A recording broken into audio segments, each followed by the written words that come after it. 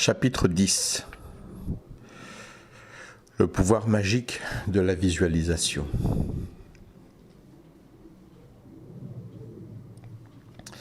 Évidemment, à travers toutes ces aventures, toute cette évolution, j'ai appris des choses qui ont perpétuellement ouvert de nouvelles portes. Donc j'ai pas toujours respecté l'ordre chronologique, parce qu'il y a des choses au bon fin qui se sont étalées sur 4-5 ans.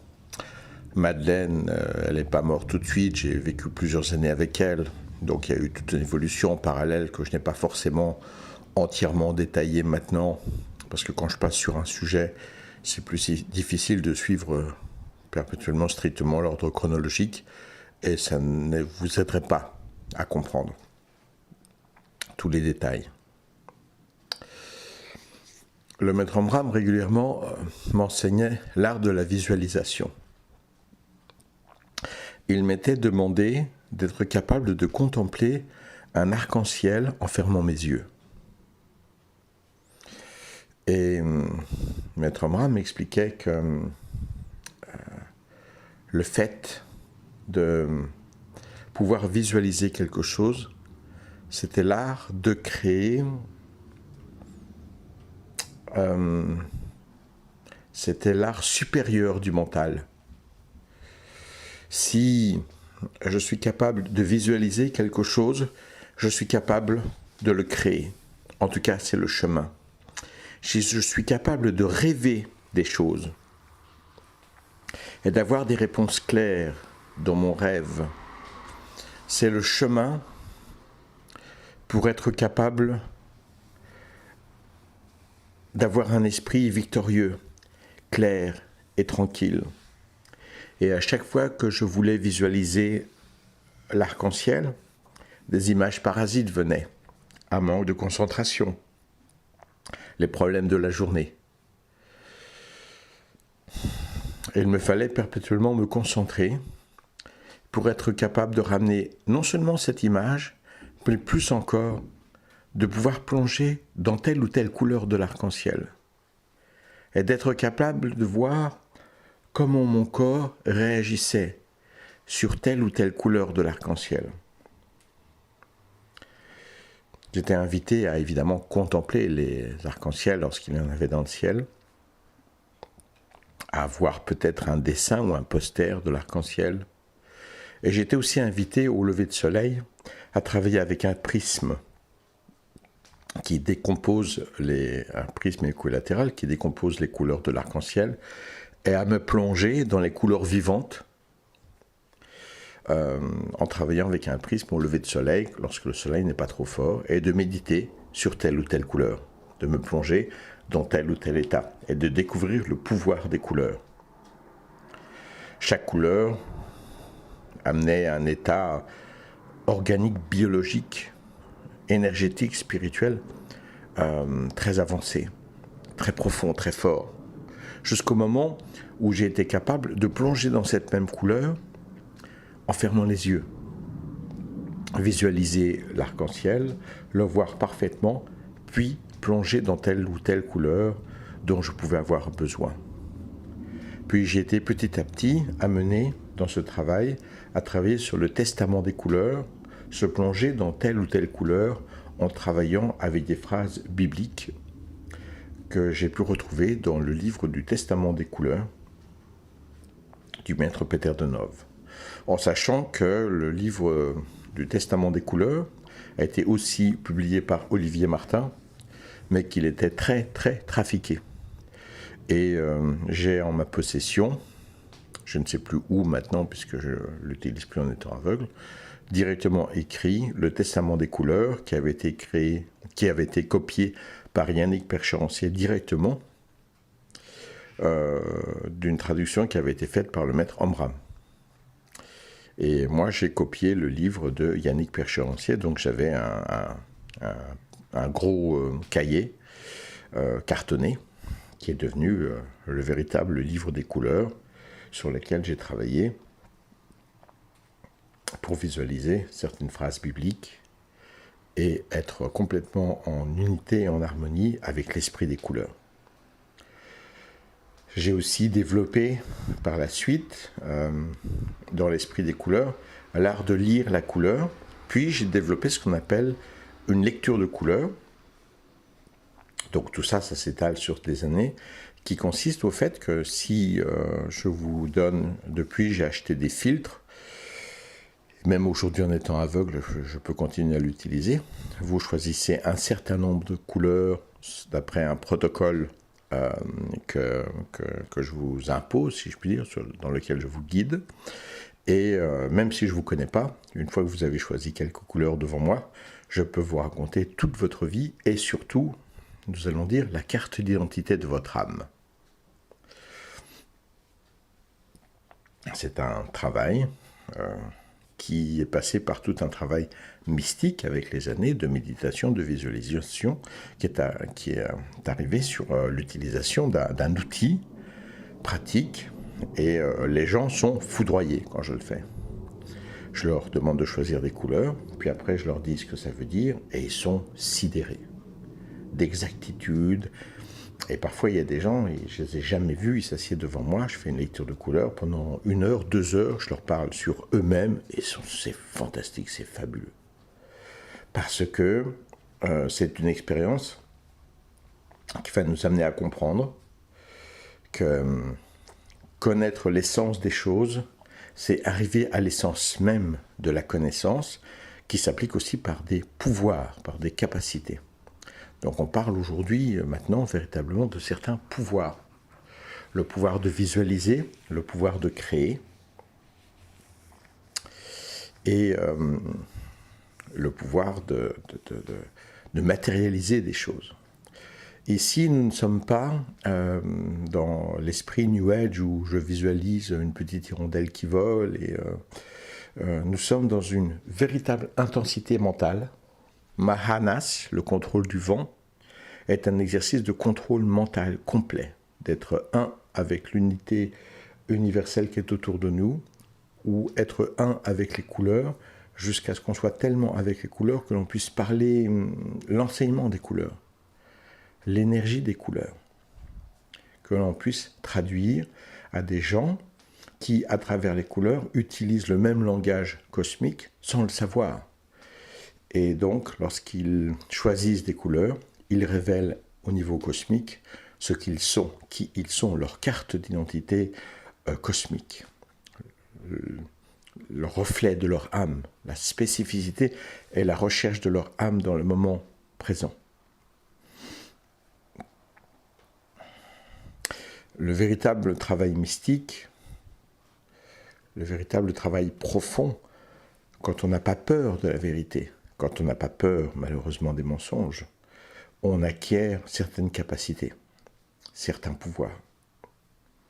Comme je le disais, peut-être ne l'ai-je pas dit, je ne sais plus, je vais le redire maintenant. Au début, le maître Amram me réveillait. Iji, Iji. Je me souviens de cette voix qui me tirait de mes songes.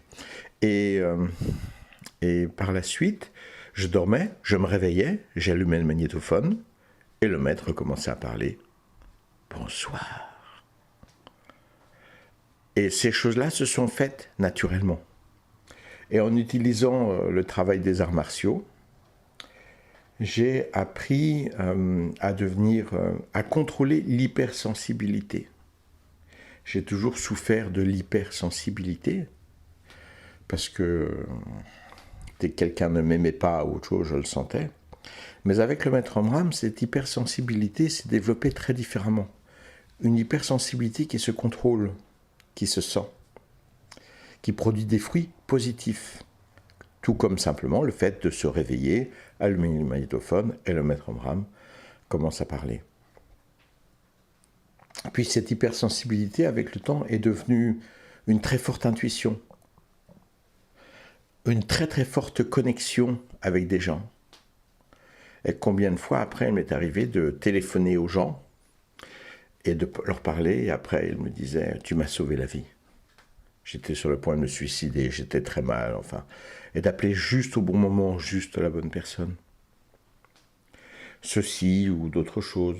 Un jour, j'étais dans un fast-food en Angleterre. Et j'étais avec un ami à ma droite, c'était sur un espèce de comptoir, et il y a une dame qui est venue s'asseoir à gauche, qui mangeait, une jeune de 25, 30 ans, je sais pas. Et à un moment, je me suis tourné vers elle et je lui ai dit, allez-y, dites-moi, c'est quoi votre histoire? Donc elle était très surprise. Et puis elle a commencé à me dire, pourquoi vous me demandez ça? Mais si, allons-y, parlons. Et on a parlé. Elle a parlé pendant 2 heures, elle m'a raconté sa vie. Et après, elle m'a dit, je crois que vous m'avez sauvé la vie. J'étais tellement désespéré. Et mon ami, après, m'a dit, mais comment tu fais ça? Mais comment tu fais ça? Et je dis, je sais pas. Cela vient à travers moi. Ça fait partie de l'unité de l'ensemble. On n'est pas en train de parler de délire New Age. On est en train de parler d'une véritable efficacité, de véritables pouvoirs qui se développent. Plus tard, lorsque j'ai été en Bulgarie et que j'ai étudié le travail du maître Peter Denov, j'ai pu voir combien de fois le maître Peter Denov était totalement capable de choses fantastiques.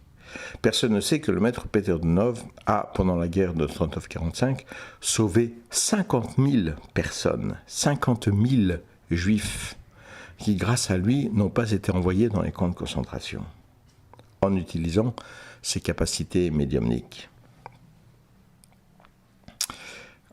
Donc, quand je retourne, par exemple, au petit merdeux du Bonfim d'avant, qui me disait, en parlant de cette jeune fille que j'hébergeais, cette gamine, c'est une âme immortelle, c'est ce qu'elle fait, donc elle a son destin, ainsi de suite, eh bien, il semblerait que le maître Peter Denov, lui, ne connaissait rien au destin, puisqu'il a eu la stupide idée de sauver 50 000 personnes. 50 000 juifs. Mais quand moi, je sauve une petite fille, les gens du Bonfim viennent me trouver en disant que c'est son karma. Ben, la petite fille, c'était son karma, et les 50 000 juifs, le maître Peter Denov était trop stupide pour comprendre que c'était leur karma. Il a agi pour les protéger, en utilisant totalement les capacités psychiques, largement, véritablement, en tant que mage, en tant que magicien.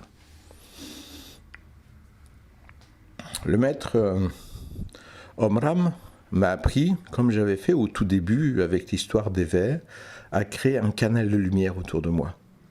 Un canal de lumière tout puissant qui me pénètre et qui m'entoure et qui entoure les gens avec qui je travaille, pour qu'aucune obscurité d'aucune sorte ne puisse travailler, ne puisse passer. Une protection totale et absolue grâce au pouvoir du mental. Et puis à un moment, le maître Omram m'a dit qu'il était temps pour moi de laisser un peu ma compagne se reposer et de recevoir les messages directement en moi. Et quand il m'a parlé de ça, j'ai eu du mal à comprendre. Parce que pour moi, c'était vraiment elle qui avait des capacités fantastiques, c'est tout. Ou c'était plutôt le maître Omram qui avait des capacités fantastiques. Et il m'a expliqué, non, les capacités fantastiques, elles sont dans l'essence de la lumière. Et vos capacités d'être limitées, elles sont dans la croyance d'être simplement un ego. Plus vous apprenez la vérité sur la lumière, plus les mensonges de l'ego s'effacent et s'amoindrissent. Rien n'est magique ou tout est magique. Dans le monde de l'ego, rien n'est magique. Dans le monde de l'âme et de l'énergie, de la lumière, tout est magique. Mais cette magie est l'essence même de la vie, donc elle est normalement magique. C'est une façon d'expliquer que tout est accessible quand on ouvre son esprit, mais que le fait que tout soit accessible, c'est pas miraculeux, puisque c'est l'essence même de la lumière. Mais c'est totalement miraculeux pour les croyances démoniaques limitées de l'ego. Ces croyances limitées et démoniaques de l'ego nous amènent à être tellement frustrés, tellement tristes, tellement seuls, tellement désespérés, qu'on est obligé de devenir méchant. On est obligé de mentir pour pouvoir faire l'amour avec une fille. On est obligé de mentir pour avoir un peu plus d'argent et pouvoir s'acheter une voiture un peu plus grosse.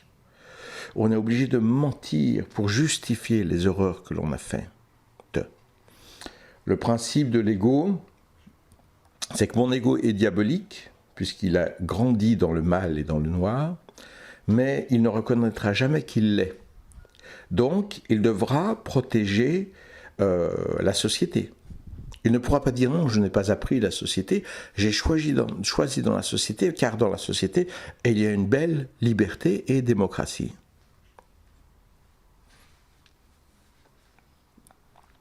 Et si je trahis quelqu'un, c'est toujours quelqu'un de diabolique. Donc il n'est pas sujet de penser sur le fait que j'ai trahi, il est simplement sujet de penser sur le fait que cette personne que j'ai trahi est diabolique. Donc en fait, je ne l'ai pas trahi, je lui ai donné une bonne leçon de lumière, car je suis toujours le super-héros.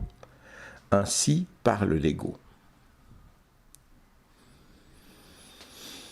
Nous reviendrons sur cette chose plus avant, mais à un moment,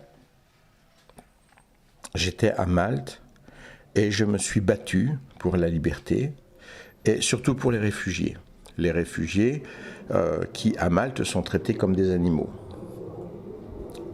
Il y a 4 ou 5 camps de concentration, j'ai oublié si c'est 4 ou 5, de concentration pour les réfugiés directement à Malte. Quand je parle de camps de concentration, ils sont dans des tentes, et il y a des barbelés de 4 mètres de haut, ils sont vraiment enfermés là, c'est un camp de concentration. Lorsque les réfugiés arrivent à Malte, ils se prennent déjà 1 an et demi de prison. Voilà, ils sont condamnés, c'est la même condamnation, paf, pour tout le monde, 1 an et demi de prison. Et quand ils sortent de la prison, ils vont en camp de concentration, et je ne sais pas ce qui est le pire, la prison ou le camp de concentration. Et moi, j'ai commencé à me battre, alors que j'avais d'autres problèmes. J'ai commencé à me battre et à faire beaucoup de révolutions, et on a beaucoup parlé de moi à Malte pour tout ce que je faisais, jusqu'au moment où j'ai tellement dérangé que j'ai été arrêté. J'ai été mis en prison et ils ont commencé à me torturer. Absolument. Démocratie, démocratie, mon cul. Vous savez, vous avez beaucoup de rêves qui existent sur la société parce que vous n'avez jamais testé votre pseudo-liberté. Vous vivez dans votre cellule, dans votre prison, et vous n'avez jamais tenté de mettre un bras ou une jambe dehors. Donc, vous pouvez tout faire, puisque c'est une théorie que vous n'avez jamais essayé de pratiquer. Si un jour vous essayez de mettre un bras ou une jambe dehors, vous allez voir combien votre démocratie est terriblement limitée et fasciste.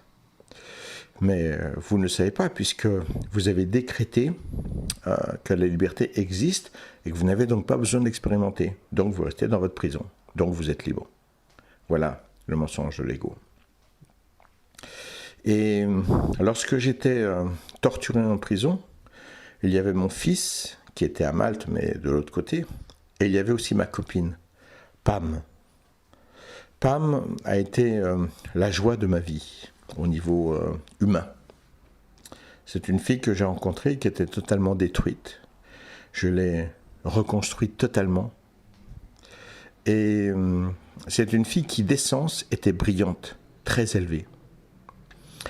Et une fois qu'elle était entourée par des gens, une fraternité avec laquelle nous vivions, que j'avais créée, des activités, du sport, elle est devenue extraordinaire, exceptionnelle. Elle a simplement libéré tout son potentiel. Déjà, elle parlait, je ne sais pas combien, français, anglais, allemand, luxembourgeois, parfaitement. Mais vraiment parfaitement. Impossible d'entendre l'accent, quelle que soit la langue. Et en sport, elle était brillante, en danse, dans les arts martiaux, elle est devenue brillante avec moi. Elle était extrêmement heureuse d'aimer et d'être aimée. Et elle et moi, avec le temps, avons construit un amour fantastique, fabuleux. Nous nous aimions infiniment. J'étudiais d'elle les langues étrangères, parce qu'elle était si brillante là-dedans, elle adorait enseigner, et elle étudiait avec moi la spiritualité et tout le reste. Et nous étions fabuleusement heureux ensemble. Au niveau du sexe, nous n'arrêtions pas, parce que je suis très physique, parce qu'elle était très physique. Et ça a toujours été un échange véritable, une passion fantastique. Et quand j'ai été arrêté, elle était très très perdue, évidemment. Mon fils voulait l'aider aussi, et une fois que le gouvernement maltais a décidé quelque chose, il n'y avait rien à faire. Et étant désespérés, ils se sont solidarisés. Ils se sont tellement solidarisés, qu'ils se sont encore plus solidarisés. Et oui, ils sont devenus un couple.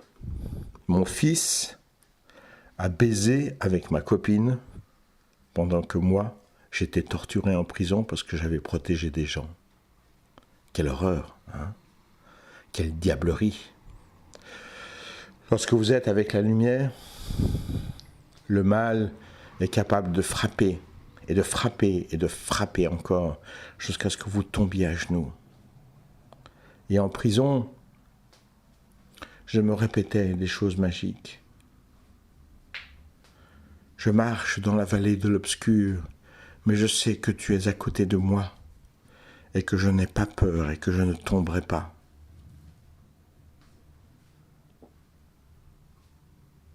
Et je me répétais cette phrase que me répétait toujours Pam. Dans les étoiles, Bowen, dans les étoiles, qui venait du film Dragon's Heart.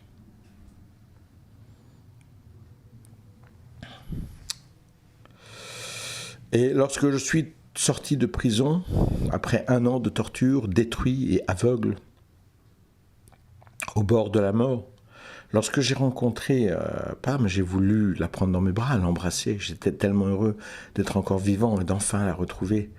Elle m'a craché dessus. Je parle au sens physique. Et évidemment, j'étais là, je suis mort encore plus quand elle a fait ça que torturé en prison. C'était encore plus dur, encore plus violent. Comment aurais-je pu deviner qu'à côté d'elle se tenait non pas mon fils, mais son copain? Il fallait bien qu'elle m'empêche de la prendre dans ses bras et de l'embrasser. Il m'a fallu un certain temps pour m'en remettre, évidemment, et pour comprendre. Plus tard, mon fils n'a pu exprimer qu'une seule chose. Il a appris de la part de Pam que je suis le diable, que j'ai torturé Pam, que je l'ai même violée et enfermée dans une pièce pour l'obliger à faire l'amour avec moi. Je l'ai laissé sans manger, sans boire pendant je ne sais combien de jours. Enfin, je l'ai détruit, je l'ai torturé. Et je pense que ce sont des mensonges de Pam, qui était très troublé avant et qui est retombé dans le trouble une fois que j'étais plus là. Et aussi de Miku qui a besoin de mon fils, qui avait besoin de bondir sur ça et d'y croire. Hein? De façon à ne pas être le monstre démoniaque et diabolique qui a été baisé avec la copine de son père, tandis que celui-ci était torturé. Mais maintenant, il est un super-héros qui a sauvé la vie d'une pauvre fille qui était torturée par le diable. Donc, en allant baiser avec la copine de son père alors que celui-ci est torturé en prison, il devient un super-héros. Il a fait une action fantastiquement positive et courageuse. Ainsi va l'ego. Donc cet événement-là, il est vraiment le visage du diable, mais on le retrouve partout. On le retrouve partout. Partout, l'ego a raison de tuer, de massacrer. Et ce que vous ne savez pas, c'est qu'en faisant ces choses-là, la mémoire se cumule dans votre inconscient. Et vous vous détestez. Et vous ne croyez plus en rien. Et vous enfermez dans une boîte terriblement épaisse votre âme, qui ne peut plus exister. Si vous travaillez sur la pureté de vous-même, en méditant sur la beauté de votre âme, et en méditant aussi sur la laideur de votre ego, et en disant « Ah, j'ai fait ceci, ah, j'ai dit telle réflexion, ah, j'ai agi comme ça, je dois corriger, je dois corriger. » Et je corrige parce que je suis motivé par la beauté de mon âme. Et plus je corrigerai l'horreur de mon ego, les mensonges de mon ego, l'éducation de la société, et plus je libérerai mon âme. Et quand mon âme est libre, la puissance magique est là. La force de la lumière, des neutrinos qui passent à travers tout. Alors j'ai commencé à apprendre à être en contact avec le Maître Omram directement, qui est venu pénétrer tout mon corps et m'habiter totalement. Et j'entendais une seule phrase, forte, puissante, mais pas plus. Par rapport aux longues heures de conversation avec le Maître Omram, j'étais un peu frustré. Alors, dans l'esprit de tout ce que je connaissais, un week-end, j'ai commencé à travailler pour atteindre quelque chose de plus élevé, de plus précis, de plus performant, car on peut toujours progresser et en trouver plus. Donc, j'ai décidé d'établir un contact plus fort, plus stable avec le Maître Omram pour pouvoir travailler plus profondément. Je savais que les contacts étaient plus forts qu'à travers ma copine, parce qu'à travers ma copine, c'était très spectaculaire, j'enregistrais. Tandis qu'à travers moi, c'était une sensation incroyablement forte en moi, mais il n'y avait plus rien de spectaculaire à l'extérieur. Alors, un soir, j'ai médité pour développer la capacité de développer mes connexions avec le Maître Omram. Et j'ai essayé d'avoir l'intuition, l'inspiration, le message du bon travail à faire pour avoir une connexion plus forte. Mais ce travail de méditation intense n'a rien donné. Alors, j'ai travaillé autre chose, l'inconscient, qui consiste avec un protocole particulier. Ça n'est qu'un protocole, bien entendu, ne soyez pas mystique, hystérique, qui consiste à écrire une lettre pour demander à l'esprit cosmique et à l'énergie de nous donner la solution. Comme la lettre que j'avais écrite au Maître Omram, qui m'avait répondu directement, sans la lire physiquement. Donc j'écris une lettre au Maître Omram, à l'esprit cosmique, pour avoir une meilleure connexion. Puis je mets cette lettre sous l'oreiller. Et je sais que ça va vous faire sourire, mais en fait c'est un protocole pour demander à l'énergie, à son inconscient, à recevoir à travers le rêve la réponse, pour me connecter avec l'esprit céleste. Mais le matin, je n'ai aucun rêve, aucune mémoire. Alors je me lève très tôt et je vais faire un lever de soleil en travaillant sur les couleurs, sur la visualisation, sur le lever de soleil. Puis ensuite, je fais la gymnastique traditionnelle du Maître Omram et du Maître Peter Donov. Puis ensuite, je fais des exercices de Qigong. Puis je fais aussi des exercices de Pranayama, le contrôle respiratoire, avec des visualisations sur des qualités pour rejeter des défauts sur chaque couleur, c'est-à-dire sur chaque chakra, pour continuer dans ce travail particulier. C'est très technique, mais très puissant. Puis ensuite, je fais un transfert d'énergie sur un arbre.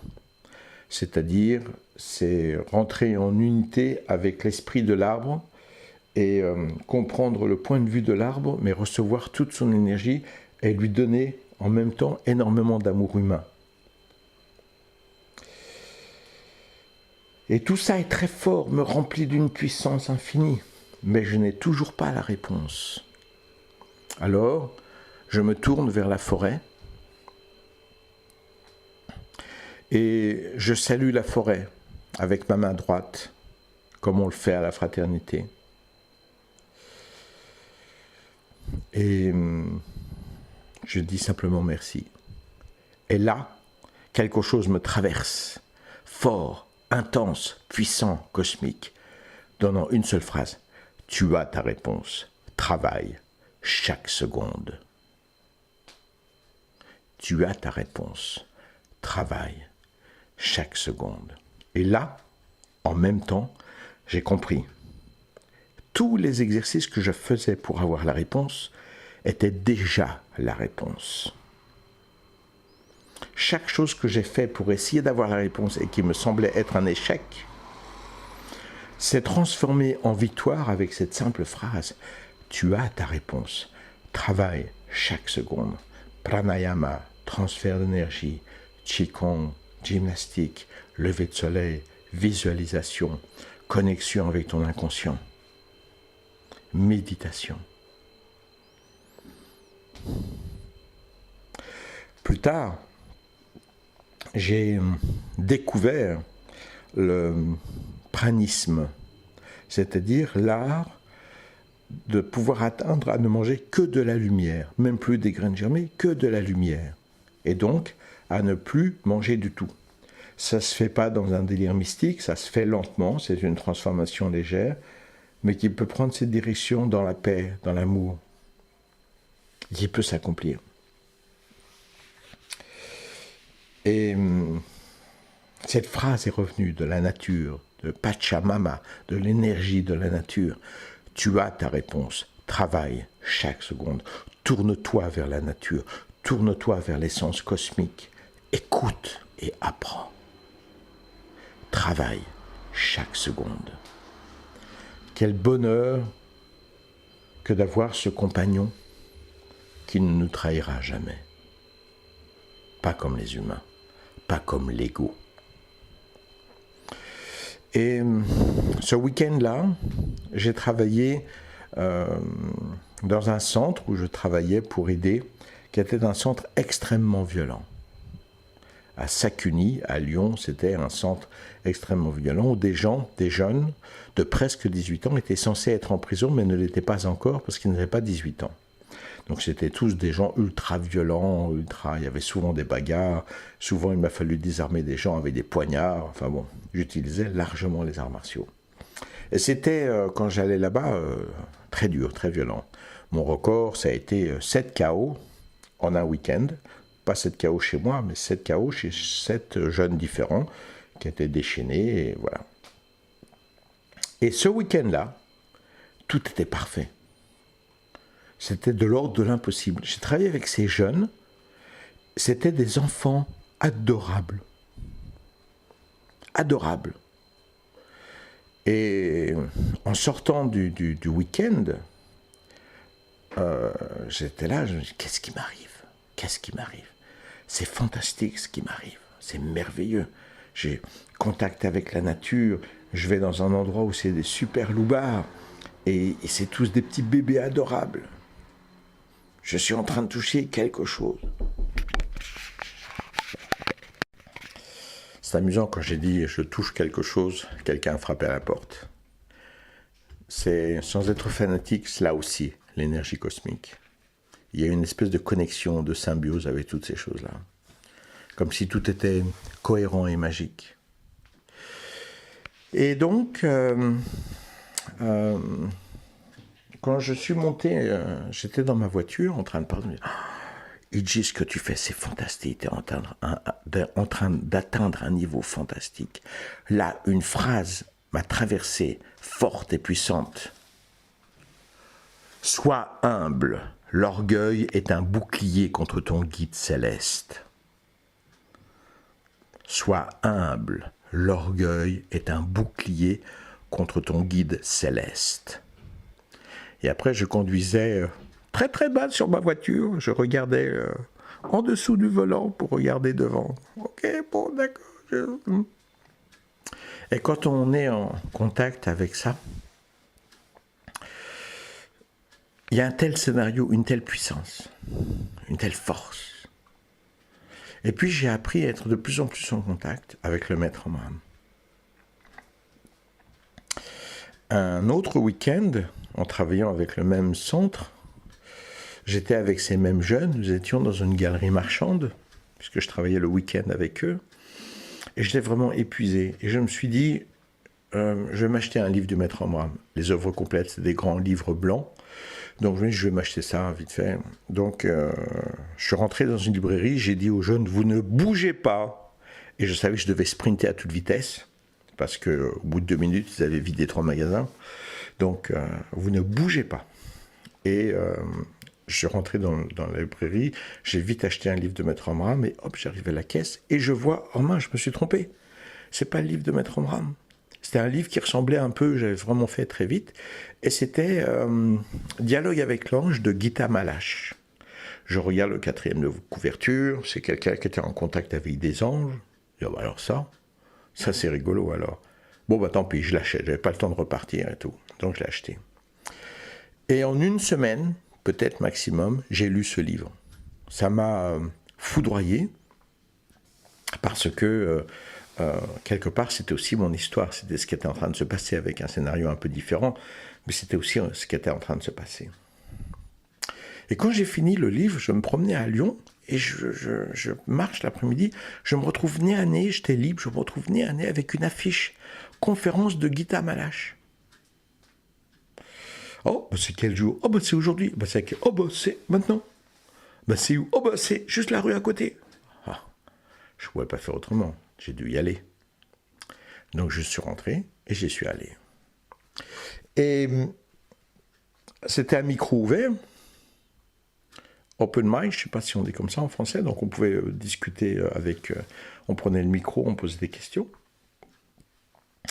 Et les gens ont posé des questions très très compliquées.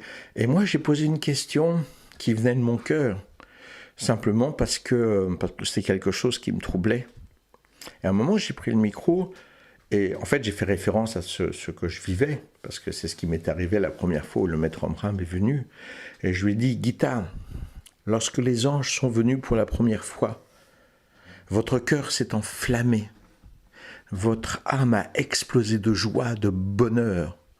Vous avez connu une explosion, une intensité de lumière si fantastique, si fabuleuse. Vous n'avez pas peur un jour d'oublier cela et de le perdre? Elle a simplement souri. Elle m'a regardé avec un sourire et elle m'a simplement dit, tu ne pourras jamais perdre ça. Ça t'appartient et ça fait partie de toi pour toujours. C'est tout. Rien d'autre. Et vous savez, quand les gens posaient des questions, elle répondait pendant 5 minutes ou 10 minutes ou une demi-heure. Donc j'aurais pu être là de bon, moi je suis vraiment un paquet de merde, hein, parce qu'elle a répondu en 30 secondes, 10 secondes. Et je n'ai pas posé d'autres questions. À la sortie, elle devait repasser à travers toute la salle, parce que c'était dans un ancien cinéma, ce n'était pas un théâtre, donc elle n'avait pas d'autre choix que de passer par l'entrée, si vous voulez. Donc elle est passée par les rangées quand elle est partie, et j'étais assis au bord du couloir. Et quand elle est passée à côté de moi, elle m'a mis la main sur l'épaule, elle s'est accroupie, enfin penchée vers moi, elle m'a susurré à l'oreille, elle m'a dit « c'est bien ce qui t'arrive, continue ». Elle avait compris. Elle avait compris que la question que j'avais posée n'était pas la question de quelqu'un qui avait lu, mais de quelqu'un qui avait vécu. Même si je n'avais pas posé la question dans cet esprit-là, j'étais tellement dans mon aventure, je n'avais pas réalisé que je pouvais révéler quelque chose comme ça. Et après, je me suis dit, waouh, cette femme est fantastique, elle peut vraiment m'aider. Et j'ai voulu aller la voir, mais à la fin, il y avait une centaine de personnes autour d'elle qui voulaient des autographes, c'était la course à la fan et ainsi de suite. Je ne supporte pas le truc de meute comme ça, d'adoration, comme je disais au Bourfin ou ailleurs. Donc après, je suis parti. Et une fois rentré chez moi, je me souviens que j'ai parlé avec non pas Maître Omram, mais aussi mon guide, parce que donc c'est une entité de lumière, on va dire, que je commençais à fréquenter aussi, si je puis dire, parce que Gita Malache avait dit quelque chose de très particulier, que je n'avais jamais considéré. Moi, je parlais avec le Maître Omram à cause des questions que j'avais posées, à cause des relations que j'avais avec lui, parce que le Maître Omram était très avancé, etc. Et Gita Malache, elle dit, nous avons tous un ange de lumière. Et quand j'ai entendu ça, je dis, quoi ? Attendez, en ce temps-là, on était 6 milliards, quelque chose comme ça, 6 milliards et demi, 6 milliards et demi d'anges. Et le travail que j'ai fait à ce moment-là, j'étais un peu plus avancé, donc j'avais des contacts plus stables, donc directement, et j'ai dit, est-ce que c'est vrai? Et les entités ont dit oui. Alors je dis, mais attendez, comment vous vous organisez? Quand un parle à l'autre, comment est-ce que vous savez comment vous vous organisez? Comment c'est possible? Tellement d'entités qui s'occupent de tellement d'humains, c'est impossible. Et ils ont répondu cette chose, ils ont rigolé intérieurement, enfin en moi c'est un peu difficile à expliquer, puis ils ont dit, nous avons notre vie propre, mais nous pensons tous avec le même cerveau. Et c'est le but à atteindre pour l'humanité, c'est l'essence de ce que nous enseignons. Waouh! Ici, on avance sur un chemin d'amour, de lumière. Puis les guides m'ont dit, travaille avec elle. Elle peut te montrer tant. En parlant de Gita. Donc après ce travail-là, encore plus touché par ce message et par ces découvertes, je me dis, je suis vraiment bête. Alors, le lendemain, j'ai décidé de retourner dans ce cinéma. Je me suis dit, peut-être qu'il y a un stage qu'elle fait, quelque chose, que je pourrais la rencontrer. Je vais m'enseigner, je vais voir. Donc je retourne dans ce cinéma, sachant que Gita Malache ne travaillait pas spécialement là. Hein. Elle faisait des conférences un peu partout, elle tournait en France. Elle n'était pas du tout attachée spécialement à cet endroit, elle était passée par là. Et quand j'arrive pour faire les papiers, Gita arrive en même temps. Et cette fois-ci, on n'est que tous les deux. Et quand je l'ai vue, elle me dit, je sais pourquoi je devais revenir. Elle a fait un petit truc avec les gens du cinéma pendant 3 minutes et nous avons passé l'après-midi entier à discuter. Et ça a été le début d'un grand amour et d'un grand échange. Et avec elle, j'ai aussi appris énormément. Une autre fois, le maître Omram m'avait dit de travailler avec les 2 sœurs. Alors, quand il parlait des 2 sœurs, c'était 2 sœurs du bon fin, qui n'étaient pas du tout des sœurs physiques. Hein. Je me souviens une fois de ma compagne qui n'était pas toujours très flèche sur toutes ces choses-là. Et à un moment, au bon fin, il y avait une sœur qui lui avait dit « Votre frère est par là ?» En parlant en spirituel, elle dit « C'est pas mon frère, c'est mon copain. » J'étais vraiment une bouseuse. Il faut comprendre le langage monfinois, enfin. Et donc, de la même façon, quand on parlait des 2 sœurs, c'était 2 femmes mariées qui n'étaient pas du tout sœurs physiquement et autres. Et on me contacte, enfin, Maître Omram me contacte, elle me dit, il faut travailler avec ces 2 sœurs, tu vas les contacter et tu vas leur demander, ils vont travailler sur toi. Moi, je suis obéissant et j'accomplis toujours les choses qui peuvent apporter de l'aventure. Donc, je contacte ces 2 sœurs. Un numéro que j'avais, je ne sais plus comment je l'ai eu, mais enfin, ça, c'était pas mystique. Hein. Je l'avais de quelqu'un, quelque part. Je ne sais plus, j'ai oublié maintenant. C'était il y a très longtemps. Et une des 2 me répond, elle me dit, oui, ça doit être possible. Tu voudrais faire ça quand? Je dis, je sais pas, le plus tôt possible. Elle me dit, le plus tôt possible, mais attends, il y a 2 ans d'attente avec nous. Parce qu'elles étaient très connues, très réputées aussi au bon fin. Donc, 2 ans d'attente, en moyenne. Je dis, bon, j'étais un peu surpris, quoi, parce que Maître Omram m'avait dit de travailler avec eux. Et maintenant, il y a 2 ans d'attente. J'ai dit, oui, alors, oui, je suis d'accord. Dites-moi. Et avant de prendre le rendez-vous, elles me disent, attends, j'ai un petit doute dans ton cas. Alors, tu sais quoi? Tu vas me rappeler dans une demi-heure, je vais vérifier quelque chose. Mais j'ai pas idée de quoi elle parle. Hein. Elle ne m'a pas expliqué. Je dis, d'accord. Donc, je rappelle une demi-heure après. Elle me dit, d'accord, viens demain matin. Il y a un réseau, un network, un réseau qui existe, qui est là, tout puissant. Et lorsque les choses sont inspirées, les choses s'emboîtent magiquement. Et quand on travaille dans ce réseau, il y a une coordination qui s'organise, des clins d'œil cosmiques perpétuels, qui ne sont pas un simple hasard, comme je dis. Moi, j'ai rencontré un monsieur au bon fin, Il m'a dit tous les matins, il va méditer au rocher quand les gens ont fini de méditer, ou avant, j'ai oublié ce qu'il me racontait. Et il me disait, ouais, à chaque fois que je vais méditer, il y a les mouettes qui volent au-dessus de moi. Je les attire par mon énergie, ainsi de suite. Alors je lui dis, attends, on va quand même se calmer, hein, parce que il faut savoir que les mouettes, ils vivent au bord de mer, mais par contre, le soir, ils volent au dépôt d'ordures qui est de l'autre côté là-bas, tu vois. Et ils vont vider les ordures, bouffer dans les ordures. Et puis le matin, quand il fait bien jour, bien clair, hop, ils revolent au-dessus de la mer et ils passent au-dessus du rocher. Que tu médites ou pas, c'est les mouettes qui vont rocher, dépôt d'ordures, rocher, plage. Plage, dépôt d'ordures, ordures. Et au milieu, il y a le rocher, que tu médites ou pas. Donc il faut bien faire la distinction entre les choses qu'on veut visualiser. Et puis là, c'est quand même pas les mouettes qui passent par là. Elle me dit 2 ans d'attente, retéléphone dans une demi-heure, d'accord, viens demain matin, à 9h. Et là, il y a quelque chose.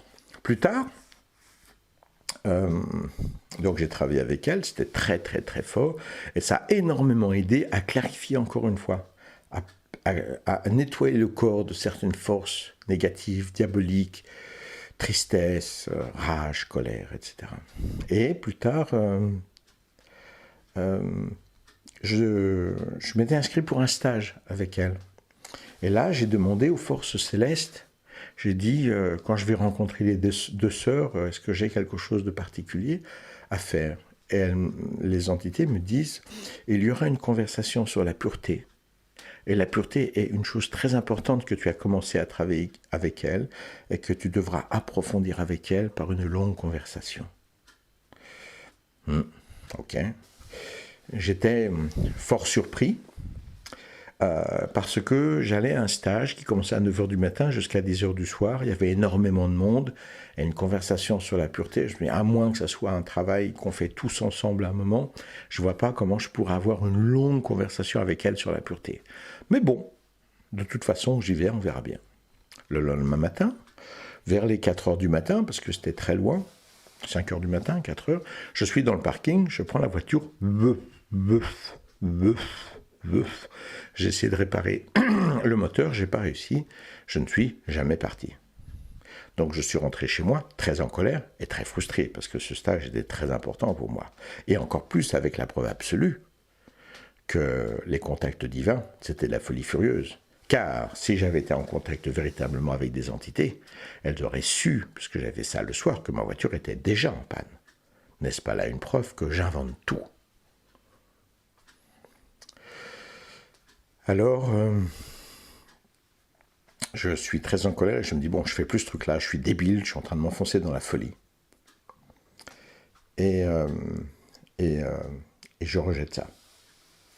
Au bout d'une semaine, ça me travaille quand même, parce que c'est tellement merveilleux, tellement fantastique, je savais que je perdais quelque chose. Donc je reviens vers ce travail sans parler de ça. Et là, j'ai reçu un message. J'ai dit, mais soyons sérieux, parce que je parle aussi, j'ai soyons sérieux. Tout ce que je dis, je peux l'inventer. Je peux être très pédagogue, j'ai une grande connaissance, j'ai déjà beaucoup étudié, je peux inventer les réponses. Quelle est la preuve que ce que je dis, c'est pas de la folie? Et la réponse est venue forte, puissante, comme toujours. Ne doute pas.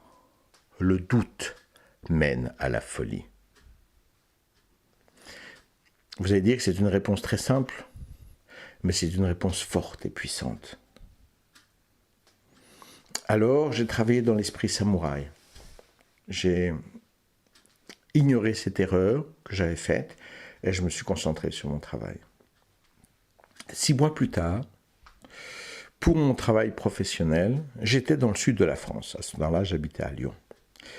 Et je passe dans la région où ces deux sœurs habitent, sachant qu'elles sont toutes les deux mariées, sont toutes les deux mamans, donc elles ont 2 maisons différentes. Mais il y a un endroit où je passe devant moi, ça pourrait être là, ça pourrait être là. Et j'ai l'après-midi libre, je me dis, allez, j'étais plus en contact, je vais allez, j'essaye. Je vais à une maison en frappant, en essayant de me renseigner pour savoir si les gens savent s'il y a une des deux personnes qui habite dans le coin. Et en fait, je suis arrivé directement chez une des deux filles. Et la deuxième était là, elle était en train de prendre le café. Oh, Iji, ça nous fait plaisir de te voir. Bah, rentre. Et on prend le café ensemble. Et on discute très longuement sur la pureté. Et quand cette conversation est arrivée, cette rencontre est arrivée, c'était vraiment spontané. J'avais oublié cette histoire de messages et d'accidents regrettables. Donc c'était une super après-midi, j'étais super content, parce que c'est rare de rencontrer des gens qui savent, parce que toutes ces choses-là sont restées très secrètes pendant très longtemps, donc je n'échangeais avec personne.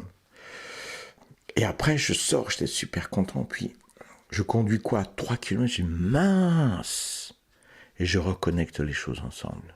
Alors je m'arrête, je médite, je pose des questions, enfin je me concentre, j'ouvre le canal de lumière. Et là, une réponse vient. C'était à peu près,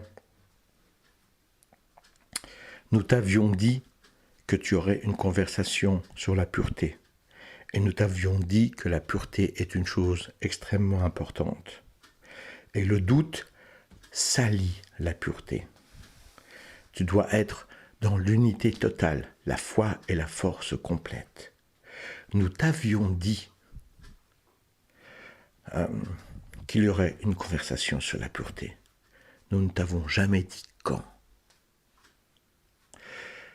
Le quand, c'est toi qui l'as projeté. La projection de ce que tu crois, c'est une porte vers la pureté. Notre message et notre enseignement est tourné vers la pureté.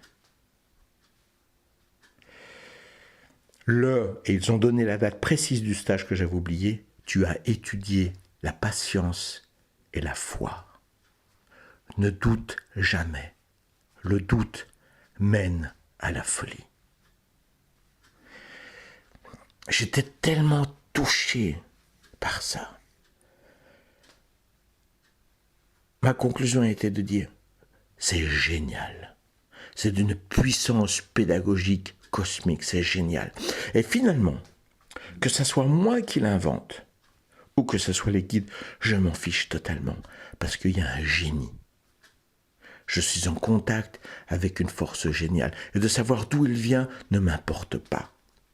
Ce qui m'importe, c'est de reconnaître la puissance fantastique, pédagogique de ce scénario.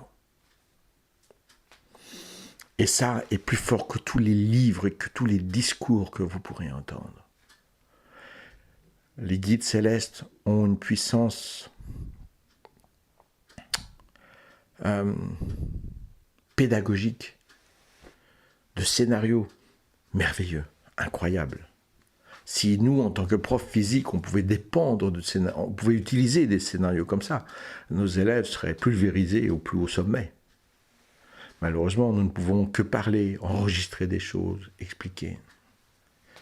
On a de bien faibles moyens pédagogiques comparés aux guides célestes, qui peuvent entrer en nous et au travers d'autres personnes. En étant en contact avec eux, un jour, je fais l'amour avec ma copine, et comme je suis très physique, on fait plein de choses très chaudes, très intenses. Moi, je fais l'amour comme je m'entraîne dans les arts martiaux. Je ne dis pas que je suis frappe, hein, mais je transpire. Je veux dire, après une session de sexe, je suis épuisé. On fait tout, on lèche tout, on danse, on s'embrasse, on s'entraîne, tout ce qu'on peut imaginer, quoi. Et par rapport à l'Église catholique, je ne fais pas toujours des choses très très propres et très classiques, hein. Puis après, et moi, quand je jouis, c'est avec toute la puissance, mon corps explose de joie, de bonheur, d'intensité. Après, je pars me promener. Je pars promener mon chien. Je suis dans une cité où j'habite, à Lyon, et là, je me dis, oups, ils ont tout vu. Eh oui, s'ils sont toujours là, la première fois, je me suis dit, oups, ils ont tout vu, mince. Et là, les guides viennent et disent, nous ne sommes pas là pour juger. Et il est étrange de voir que tu ne penses jamais que nous sommes là lorsque tu fais pipi ou caca. Ce n'est pas non plus très divin. Mais la relation sexuelle est à mi-chemin entre le physique et le spirituel. Ta façon sexuelle d'aimer totalement est ta façon de nous aimer. Tu nous aimes avec ton corps énergétique et tu aimes ta partenaire avec ton corps énergétique et ton corps physique. Et cela est glorieux.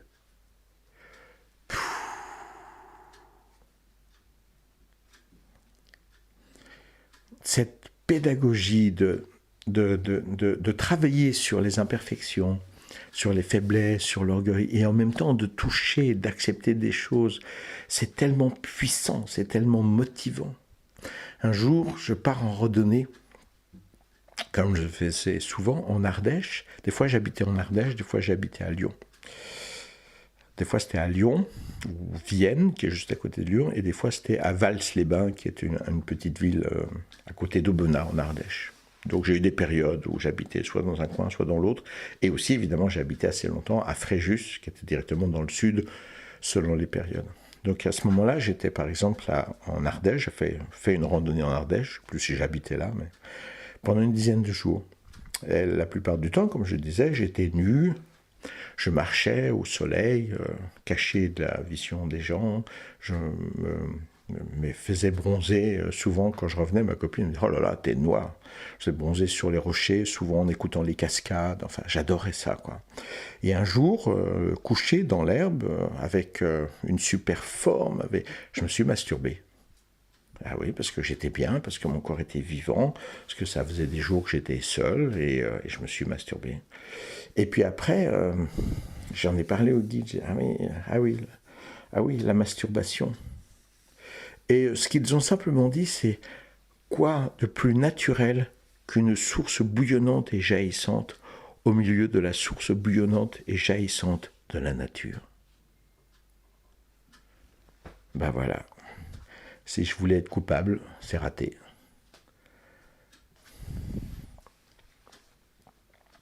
Et enfin, à un moment, quand les gens du bon fin commençaient à me fatiguer avec les histoires du maître Peter Denove, je précise qu'en fait, il y a 4 ou 5 personnes, à travers de la médiumnité, à travers des accidents, qui étaient tous obsédés à vouloir que je sois la réincarnation du maître Peter Denove. J'ai dit, foutez-moi la paix.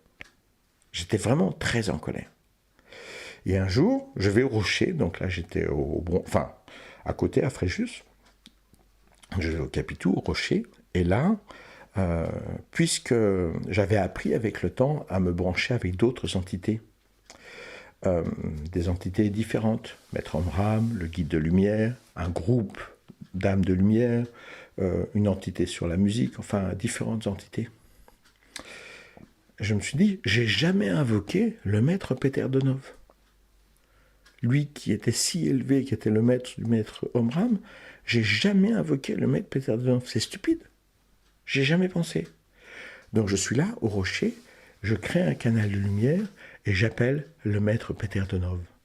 Et la seule réponse qui vient, c'est « Tu ne peux pas t'invoquer toi-même ». Et je me dis « Oh non, oh non, oh non ». Et j'étais seul au rocher et j'ai pleuré et pleuré et pleuré. Et j'ai mis à peu près 1 an où j'ai été très mal et très malade pour accepter ça. Et enfin, j'ai fini par l'accepter. Mais je l'ai accepté à ma façon. C'est-à-dire que le maître Peter Denove sera toujours appelé le maître Peter Denove. Et moi, je suis Iji. Et ce qui a été fait dans une vie ne change rien à la responsabilité de cette vie. De surcroît, j'ai appris que le maître Peter Denove était une explosion, une intensité d'âme, et que pour être capable d'accomplir cela, c'est très bizarre à expliquer, mais plusieurs âmes se sont regroupées pour avoir la puissance du maître Peter Donov et accomplir sa mission. En d'autres termes, il y avait 2 ou 3 âmes à l'intérieur de la puissance manifestée du maître Peter Donov. Ce sont parfois des accords qui existent dans les âmes pour être capables de manifester quelque chose d'encore plus fort, d'encore plus puissant. Et je me souviens que, comme j'ai toujours un esprit moqueur, je me suis dit, ah ben finalement, je vais faire partie du club des Peter Donov du Bonfim. Mais je n'en ai jamais parlé au Bonfim, parce que, alors là, c'est hors de question. Je n'en ai parlé qu'à très peu de gens, en fait.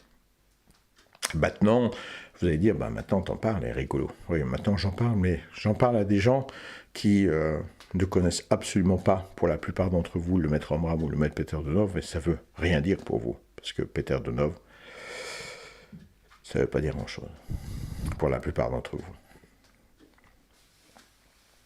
Et évidemment, quand plus tard, j'ai été en Bulgarie, à la recherche de tout cela, les gens étaient très surpris parce que je connaissais les endroits. Et j'ai été dans la maison du maître Peter Donov, qui était un peu cassé, et j'étais vraiment chez moi. Et il y avait une réunion des Bulgares,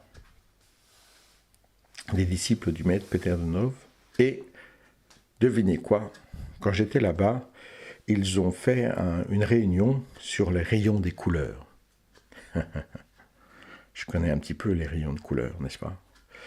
Et après, on s'est mis en groupe de 4, et chacun devait incarner une couleur et expliquer la couleur. Et donc, ils essayaient comme ils pouvaient. Certains l'ont fait pas trop mal, d'autres, c'était pas terrible. Et puis, dans toutes les couleurs, il y a la couleur suprême, qui est la couleur du diamant, et qui est la couleur supérieure, quoi, qui est l'ensemble des couleurs. Et j'étais avec un groupe et je me suis retrouvé sur ce rayon-là. Et je me suis retrouvé avec 3, parce que c'était des gens qui venaient un peu partout. Mais moi, je connais rien. Moi, je sais pas. Non. Et ils sont tous tournés vers nous. Ils disent, vas-y, toi, parle. Parce que nous, on n'a aucune idée.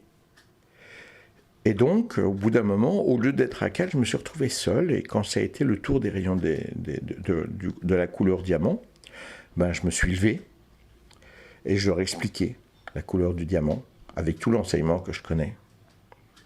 Ce qui est beaucoup. J'ai parlé pendant 20 minutes, une demi-heure. Et après, les Bulgares sont venus me trouver et m'ont dit, c'était fantastique. On avait l'impression d'être devant le maître Peter Donov. C'était fantastique. Et je n'ai rien dit. Je suis simplement reparti. Parce qu'encore une fois, mon chemin n'est plus là.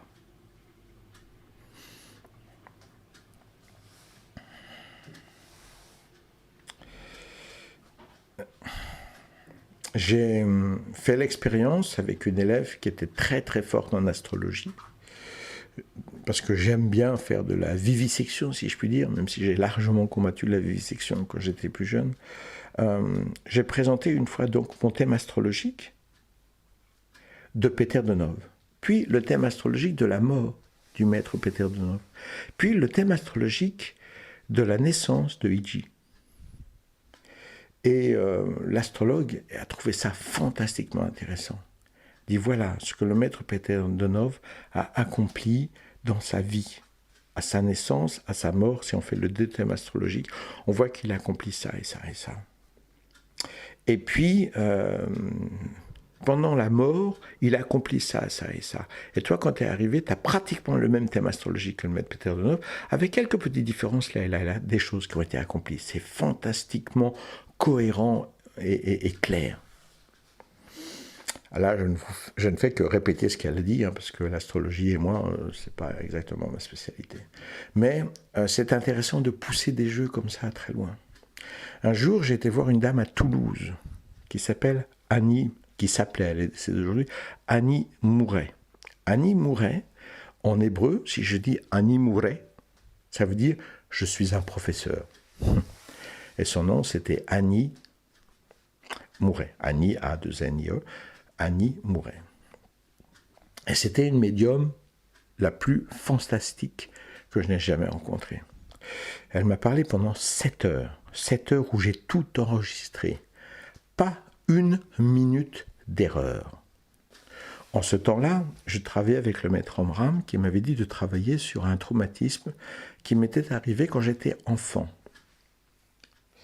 J'estimais que c'était environ, d'après mes recherches, en faisant du travail de méditation, etc., entre 2 et 3 ans. Et j'imaginais une engueulade avec mes parents, j'avais vu touche pipi, ils étaient en train de faire l'amour, et j'avais vu quelque chose de traumatisant, quoi, enfin un truc... Et j'arrivais pas à trouver. Et quand je suis arrivé chez Annie Mouret, évidemment, je lui ai juste bonjour, ainsi de suite, elle m'expliquait pendant 1 minute comment elle travaillait, elle montrait avec son bras gauche, avec son bras droit, enfin, elle avait son système. Et puis, après, elle ferme les yeux, elle se concentre, elle dit, sa première phrase, qu'a-t-il bien pu arriver à cet enfant de 1 an et demi? À cette phrase, je me dis, oh putain, ça va faire mal, ça va faire très mal. Et elle m'explique, et ça c'est une découverte, enfin je veux dire, à un moment elle me dit, bon, vous avez 3 frères, pour me décrire ma jeunesse. J'ai dit, non, j'ai 2 frères, je suis désolé. Elle me dit, non, vous avez 3 frères. J'ai dit, non, je suis désolé, j'ai 2 frères, je suis au courant quand même, j'ai 2 frères. Elle dit, non, vous avez 3 frères. Et en fait, il se trouve que j'ai un frère qui a 20 ans de plus que moi, et que j'ai jamais vraiment catalogué comme mon frère. C'est plutôt mon oncle, je l'ai jamais vu à la maison, quoi. Et au bout de... Ah ben vous avez raison, j'ai 3 frères, excusez-moi. Vous vous rendez compte? Je la contredis, et elle insiste. Et c'est elle qui a raison. Vous vous rendez compte le niveau de médiumnité, de clarté? Et elle me décrit, 1 an et demi, je suis dans mon lit, etc. Elle me décrit la position, je fais la sieste, je suis là. Elle me décrit où est le lit. Et plus tard, j'ai vérifié avec ma mère, c'était tout à fait exact. Et donc, je suis dans un lit-cage, parce que j'ai 1 an et demi, je ne peux pas sortir du lit-cage, et mon frère est venu et a claqué la porte, et ça m'a réveillé. Et j'ai voulu sortir du lit, j'ai appelé au secours, et j'étais coincé dans le lit. Mais quand elle a fait ça, elle a décrit, elle a fait 3, vous êtes dans votre lit, vous êtes dans telle position, 2, vous avez ceci, 1, vous êtes comme ça, et voilà, la porte a claqué. Et je me souviens, j'ai enregistré en même temps, je prenais des notes parce que je suis très technique, et elle a si bien fait que j'ai même lâché le crayon, elle m'a fait sauter. Et voilà, chose à savoir, c'est qu'aussi loin que je puisse me souvenir, pour m'endormir, ou lorsque je méditais, je me relaxais et j'entendais « Vlan !» la porte qui claquait. Et après, je pouvais dormir ou méditer. Et j'ai jamais trouvé cet élément-là parce que ça faisait partie de ma vie. J'ai toujours entendu la porte claquer. Pendant 25 ans, j'ai entendu la porte claquer. Et je le notais encore plus parce qu'à un moment, j'étais allergique au pollen et je prenais des polaramines répétas, qui étaient des polaramines, un médicament contre l'allergie, mais qui était un véritable somnifère pour moi. Et là, je m'endormais 5-6 fois par jour, je rêvais, et j'entendais sans arrêt les portes claquer avec... Et à tel point que même avec ma copine, je lui disais, tiens, je vais me prendre un petit peu de porte. Quand je prenais du polaramine, je vais me prendre un petit peu de porte à claquer. Mais j'avais jamais fait le lien en même temps, ça faisait partie des meubles, quoi. Et quand Annie Mouret a fait ce truc-là, je n'ai jamais plus de ma vie entendu la porte claquer. Ça, c'est la puissance de la psychologie, c'est ce qu'on découvre, ce qu'on nettoie avec le temps, avec le travail.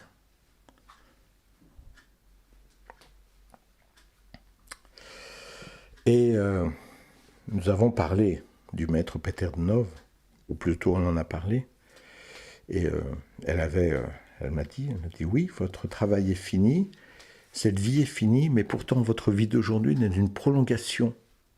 Ce n'est pas une vie à part entière, c'est une prolongation de la vie du maître Peter Dnov, la fin du travail.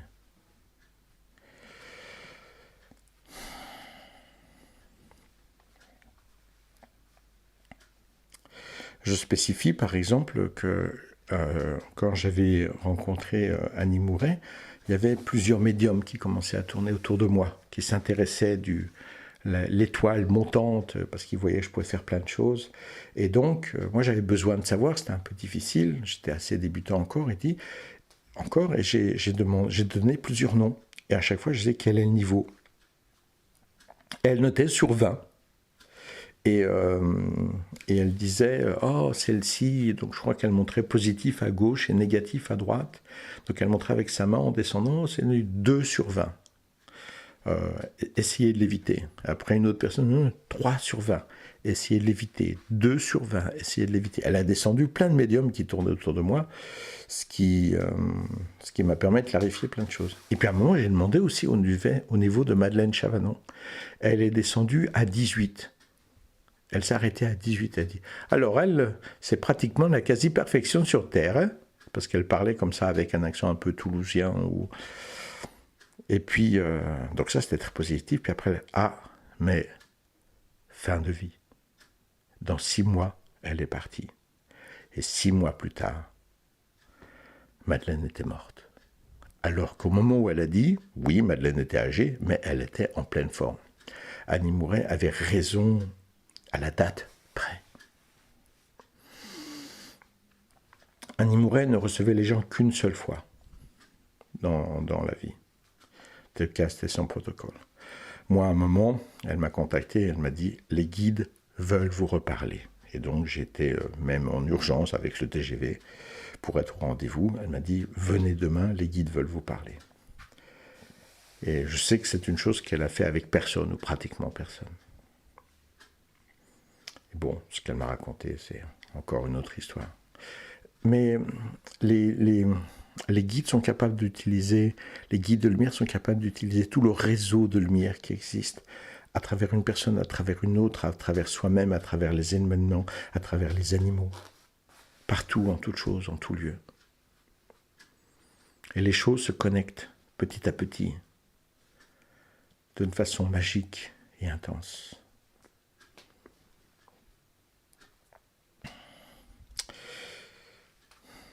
Et pour finir, il y a une entité qui est devenue mon amie et qui s'appelle la Fée Dorée. Et la Fée Dorée, c'est une entité qui enseigne la musique. Et avec elle, j'ai étudié la musique. Il m'est arrivé de faire des concerts, alors qu'avant je ne connaissais pas du tout la musique. J'enseigne le chant, il m'est arrivé de faire des concerts, parce que petit à petit, j'ai aussi appris ça. Donc, quand les gens essaient de dire, mais où est-ce que tu as appris la musique? J'ai eu quelques professeurs physiques quand même. Hein. J'ai eu Joseph Gros en flûte, qui est une autorité de la flûte au niveau mondial. Donc, j'ai fait quelques stages avec lui. Mais surtout, principalement, j'ai appris la musique avec l'entité, la Fée Dorée. Et la Fée Dorée, elle a une origine slave. Elle a vécu en Russie au moment de la famine. Et lorsque les gens mouraient, c'était une jeune enfant, et lorsque les gens mouraient de faim, elle y allait, elle chantait. Et elle accompagnait les gens avec des chants de son cœur, de son âme, quand les gens mouraient. Puis quand elle-même est morte de faim aussi, elle a chanté en mourant. Puis elle est devenue la fée musicale dorée. Et par la suite, elle est devenue très amie avec le maître Peter Denov. Et lorsque le maître Peter Denov a créé la panorhythmie et plus tard dansé la panorhythmie, au lieu de danser la panorhythmie avec les autres, il dansait, en Bulgarie, il y avait l'orchestre au centre du cercle, et il dansait autour du cercle, autour de l'orchestre. Hein. Le cercle étant, souvent il y en avait 2 ou 3 même, était très grand, très large, très loin. Et lui, il dansait autour des musiciens, et il dansait seul. Et lorsque les gens le voyaient danser, ils voyaient une forme lumineuse, petit à petit, qui apparaissait comme une espèce de fantôme lumineux, et qui dansait avec lui. C'était la Fée Dorée. Et le prochain chapitre, je vais vous faire rencontrer la Fée Dorée, puisqu'en général, je ne garde pas les enregistrements, mais celui-ci, j'ai gardé l'enregistrement, qui n'est pas de meilleure qualité, mais vous pouvez tout de même entendre. Donc ça vous fera vivre, au lieu de Iji qui vous parle sans arrêt, ça vous fera vivre quelque chose où vous pourrez découvrir un petit peu une aventure qui, elle, est restée enregistrée, une aventure qui s'est passée en Belgique, et que vous allez pouvoir découvrir. Comme ça, vous découvrez un autre aspect de toute cette magie que l'on découvre, dans laquelle on vit, lorsque l'on vit avec cette intensité de lumière où l'obscurité, le mal est toujours refusé. Je ne négocie pas avec le mal. La réponse est non. Je ne suis que avec la justice, que avec l'amour. J'ai appris à incarner le pentagramme de lumière. Amour, sagesse, vérité, bonté, justice. Pour incarner la liberté de la lumière, pas la liberté chaotique, la liberté d'être l'essence même de ces 5 qualités, qui doivent se concentrer dans notre cœur.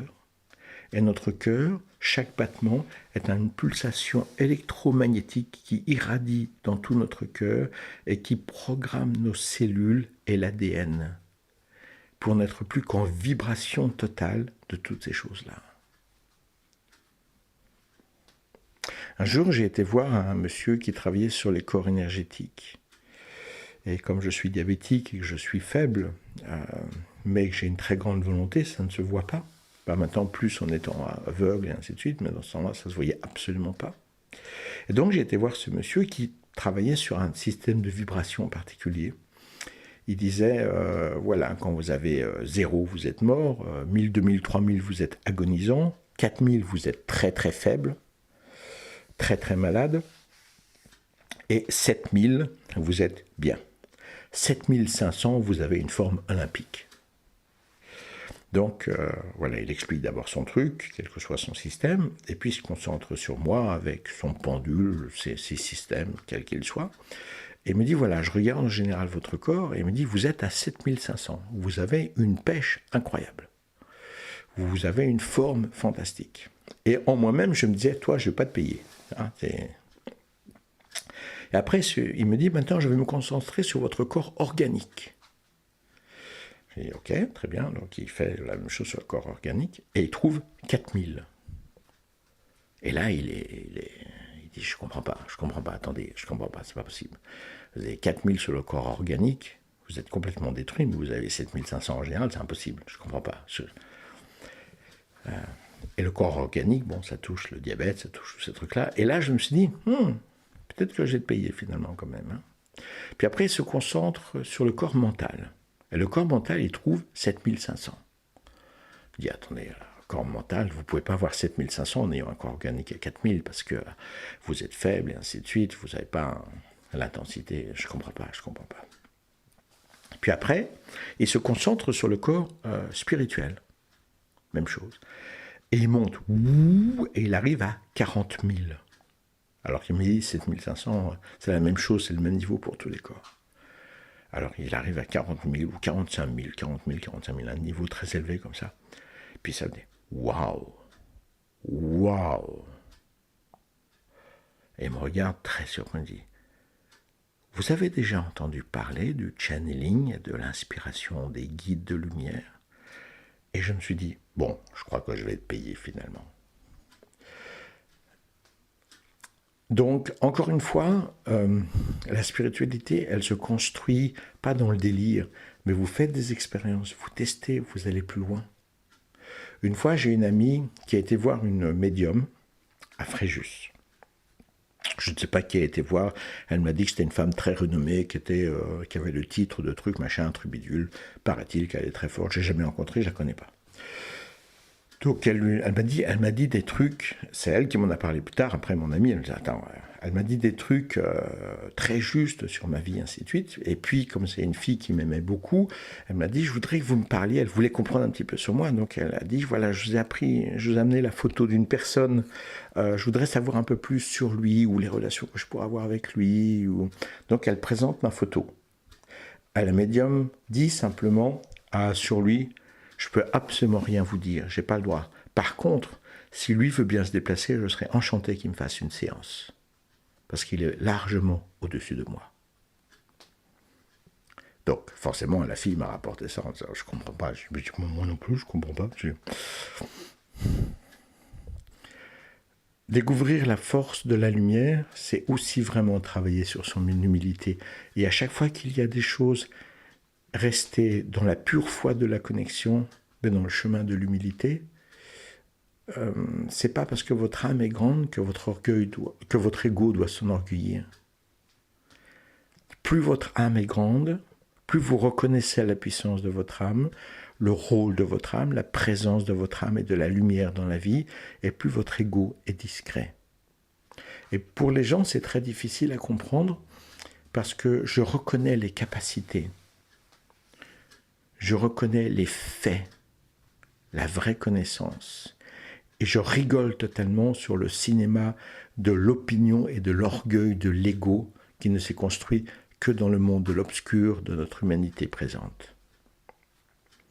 Donc, encore une fois, puisque j'ai eu d'autres professeurs, je suis très différent. Et c'est pourquoi je suis condamné à être seul. Le résultat de ma lumière, la réussite de la lumière, me fait être un victorieux dans la lumière et un perdant dans l'obscurité. Donc, un perdant dans l'humanité, puisque toute l'humanité est obscure, je suis seul. Et pourtant, je suis un avec l'unité.